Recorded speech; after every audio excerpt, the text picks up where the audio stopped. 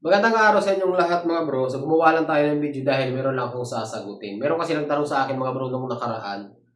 Pinacheck na daw yung router 220 niya, sira daw yung BCU. Ngayon nagtatanong siya sa akin kung ano daw yung mga palatandaan na sira na po yung BCU natin. So bago natin sagutin, baka ganito rin yung problema mo. Kung mahilig po kayo sa mga ganitong video, huwag niyo po kalimutan mag-subscribe para po lagi kayong updated pag mayroon po tayong mga panibagong videos na mga i-upload.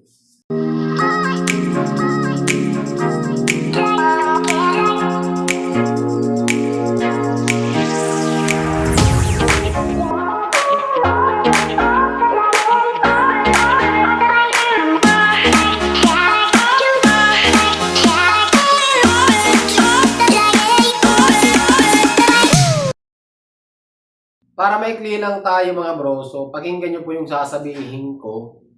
Tapos, doon naman sa mga motor na wala naman BCU, huwag nyo na pong panoorin itong video natin. So, ang BCU mga bro ay matatagpuan nyo po yun sa Rouser 180 na old model, mga 2015 pababa, Rouser 220, at saka yung ating Rouser 200. Yun po yung mga motor na mayroong BCU. Ano naman yung BCU mga bro?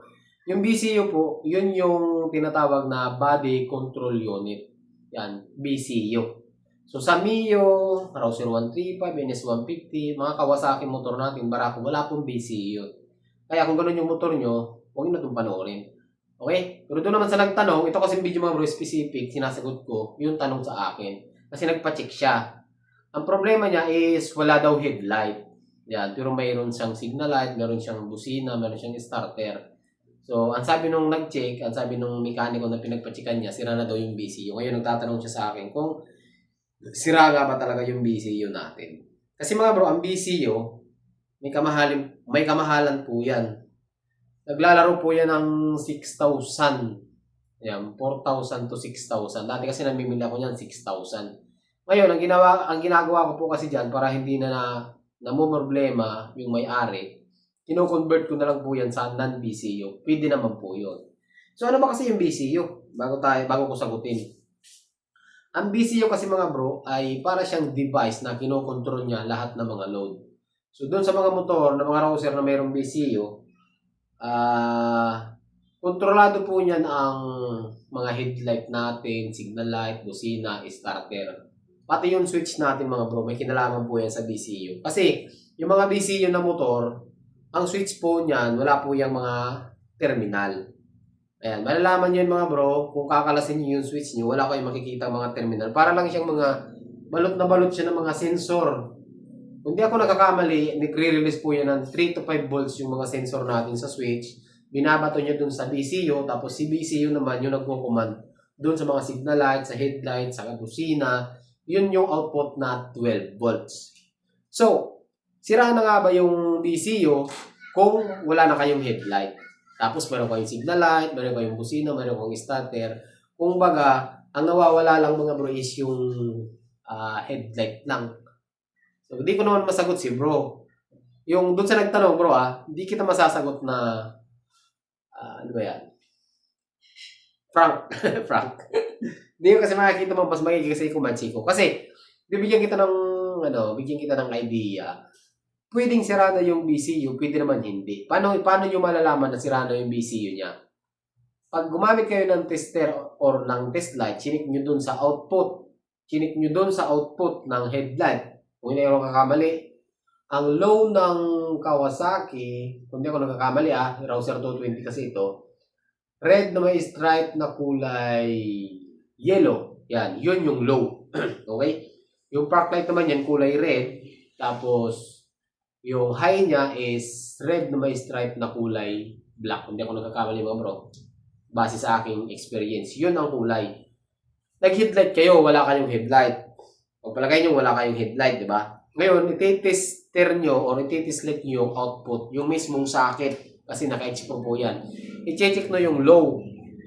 Ngayon, kapag walang ilaw, possible na sira ang BCU. Pero wag agad kayo magpalit ng BCU. Pumunta kayo doon sa pinakadulo ng BCU, yung socket ng BCU mismo. Doon kayo mag-check kasi possible doon ang sira. Kasi yung socket ng headlight, papunta po yun ng BCU. Doon kayo mag-check sa may BCU, sa may puno, sa may dulo ng BCU. Kapag ka wala talaga yun, kahit naka-engage na, possible na sira yung switch natin sa headlight, yung high and low, or sira na talaga yung BCU natin.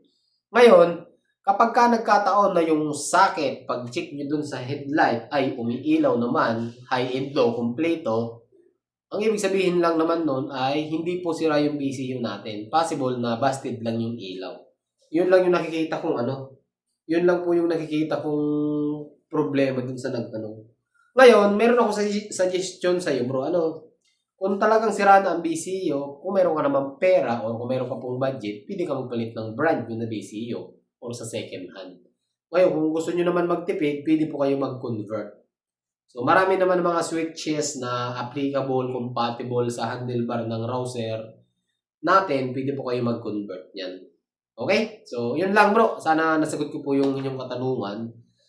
Kung meron po kayong mga bro gustong itanong, pag-usapan natin, comment nyo na lang dyan sa baba ng ating video mga bro para kapag meron tayong oras, gagawa po tayo ng mga video or sasagutin ko yung inyong mga katanungan.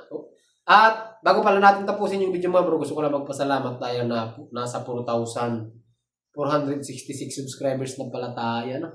Hindi ko makapaniwala mga bro na abot tayo sa 400. Kasi dati lang tayo, 4,000.